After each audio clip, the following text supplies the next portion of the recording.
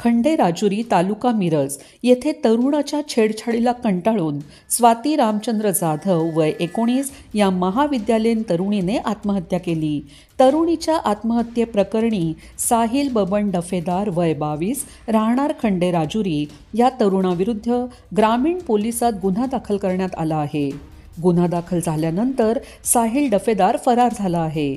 स्वाती जाधव ही मिरजेतील एका महाविद्यालयात 12वीत शिकत होती।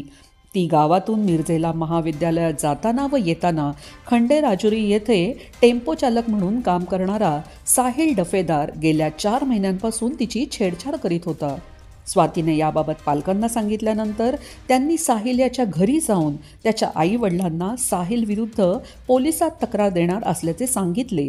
यावेळी साहिलच्या आईवडिलांनी त्या समजवण्याची तसेच मुलीला यापुढे कसलाही त्रास होणार नाही अशी ग्वाही दिल्याने जाधव कुटुंबियांनी पोलिसात तक्रार दिली नाही।